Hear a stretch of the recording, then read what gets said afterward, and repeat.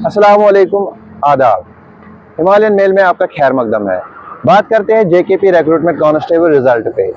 हाल ही में JKP recruitment constable telecommunication का result आया, जिसमें बताया जा रहा है कि जिन एस्पायरेंट्स ने टेलीकम्युनिकेशन में टॉप किया है उनका कांस्टेबल एग्जीक्यूटिव में 17 पॉइंट्स, 5 पॉइंट्स, कुछ के 0 पॉइंट्स और कई एस्पायरेंट्स ने एग्जाम ही नहीं दिया है, जिससे एस्पायरेंट्स के माइंड्स में डाउट्स आए कि कैसे एक स्टूडेंट्स 7 दिनों में 0 से हीरो बन गए। बात करते हैं स्टूडेंट्स से और देखते हैं स्टूडेंट्स का क्या कहना है। देखिए, ये जो कांस्टेबल का एग्ज़ाम है, ये 3 अलग अलग दिन पे और अलग अलग डेट्स पे हुआ था। पहला जो एग्ज़ाम कंडक्ट किया गया था, ये कांस्टेबल आर्मड और शायद एसडीआरएफ और एग्जीक्यूटिव का कंडक्ट किया गया था। और दूसरा एग्ज़ाम जो हमारा है टेलीकम्युनिकेशन का कंडक्ट किया गया था। तीसरा एग्ज़ाम फोटोग्राफी का कंडक्ट हुआ था। और फिर जब रिज़ल्ट आए थे, अभी कुछ दिन पहले रिज़ल्ट आए, तो पहले एसडीआरएफ जो एग्जीक्यूटिव का रिज़ल्ट आया जेकेपी कांस्टेबल का, तो फिर उसके बाद टेलीकम्युनिकेशन का रिज़ल्ट आया। तो वहाँ पे थोड़ा सा डाउटफुल रहा, लोगों को लगा कि डाउटफुल है, और हमने भी जब चेक किया तो डाउटफुल था, क्योंकि हमने जब रिज़ल्ट कंपेयर किए, अगर आप देखोगे जो कांस्टेबल जो पहला जो रिज़ल्ट ये डिक्लेयर हुआ था कांस्टेबल आर्मड का और कांस्टेबल टेलीकम्युनिकेशन का, उनके रिजल्ट्स में बहुत वेरिएशन आ रही थी। क्योंकि अगर आप देखेंगे टेलीकम्युनिकेशन में जो टॉपर्स थे उनके मार्क्स कुछ 95, 92, 90s में बन रहे थे, और जब हमने उनका पिछला रिज़ल्ट चेक किया तो वहाँ पे हमने देखा कि 5 मार्क्स थे, किसी के 4 मार्क्स थे, किसी के 3 मार्क्स थे, किसी के 0 थे। और फिर 0 से इतना जंप करना 95, तो थोड़ा सा डाउटफुल लगा हमें, क्योंकि मैं भी एस्पेरेंट हूँ, मैं पिछले 2-3 साल से पढ़ रहा हूँ, तो मैं शायद कभी इतना नहीं कर पाता। और एग्ज़ाम इनका जो गैप था वो शायद 1 वीक का था। पहले एग्ज़ाम का जो पहले कंडक्ट किया गया था, उसके बाद जो दूसरा एग्ज़ाम कंडक्ट किया गया था टेलीकम्युनिकेशन का, उसका गैप 1 वीक का था। तो 1 वीक में बंदा 10 से 20 मार्क्स तक एक्सेल कर सकता है। मुझे नहीं लगता यहाँ पे तो सीधा जंप हुआ 80-90 मार्क्स का जंप हुआ है, तो वो थोड़ा सा डाउटफुल लगा सबको। और इसके बारे में मेरा यही ख्याल है कि जैसे कांस्टेबल में जिन लड़कों ने 4-4 नंबर लिए हैं, 5-5 नंबर लिए हैं, वो इसमें टॉप कर रहे हैं। और जो बंदे मतलब कांस्टेबल में जिन्होंने अच्छे नंबर से ग्रेड से पास किया है वो रह गए हैं। इसलिए मैं गवर्नमेंट से अपील करता हूँ कि इसके बारे में इन्वेस्टिगेशन की जाए, देखा जाए कि क्या ये स्कैम है या नहीं है।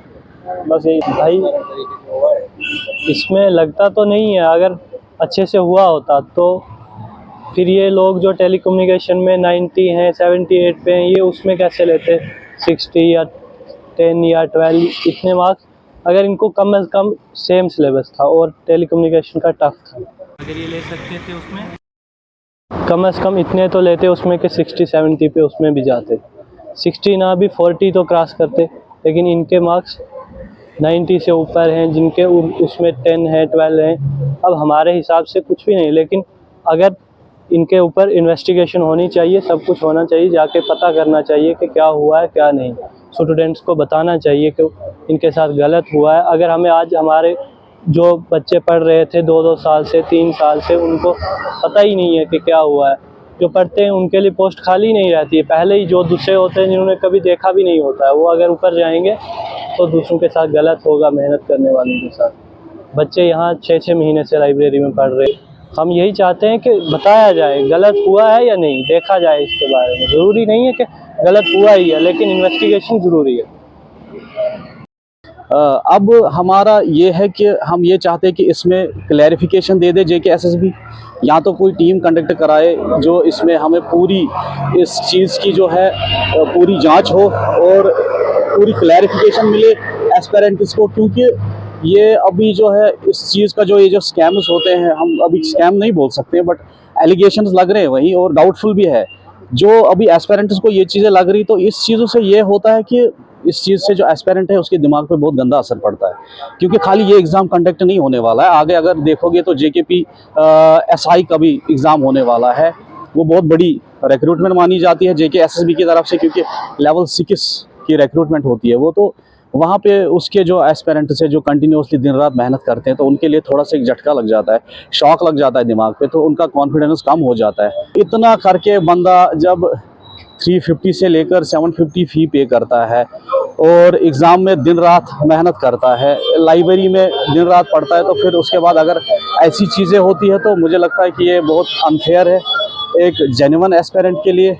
और मुझे लगता है इस चीज़ में क्लैरिफिकेशन देनी चाहिए। ऑफिशियल बाकी जो पॉलिटिकल लीडर्स हैं उनको सामने आना चाहिए, क्योंकि एक यूथ का सवाल है। यूथ एक बिल्डिंग होता है, एक नेशन की बिल्डिंग यूथ होती है। तो अगर आप देखोगे तो यहाँ पे बहुत सारी अनएम्प्लॉयमेंट है। तो हमारा सारा जो है दारमदार अभी जेके एसएसबी पे होता है। अगर इसमें भी थोड़ी सी धांधलियाँ होने लगेगी तो मुझे लगता है कि एक यूथ फिर कोई एक ऑप्शन ही नहीं बचता है ड्रग्स की तरफ जाने का या गलत काम करने का। मेरे एंड से हम गुजारिश करते हैं लेफ्टिनेंट गवर्नर साहब को, एससीएम साहब को, कि वो आगे आए और इस चीज़ की जांच करे और जल्द से जल्द इसमें कोई क्लैरिफिकेशन हमें दे। अगर स्कैम नहीं हुआ तो एटलीस्ट हमें क्लैरिफिकेशन चाहिए। जो टॉपर्स है वो सामने आए, अलग अलग जो सोशल मीडिया है उन पे वो अपनी जो राय रखे और हमें बताए कि ऐसा कैसे पॉसिबल हुआ इतना एक्सेल करना, 5 से शायद 5 मार्क्स से 95 मार्क्स लाना। एटलीस्ट हमसे भी शेयर करे और थोड़ा सा क्लैरिफिकेशन मिलनी चाहिए इस चीज़ में, क्योंकि मुझे लगता है कि एक नाइंसाफ़ी होगी कैंडिडेट्स के लिए। Thank you.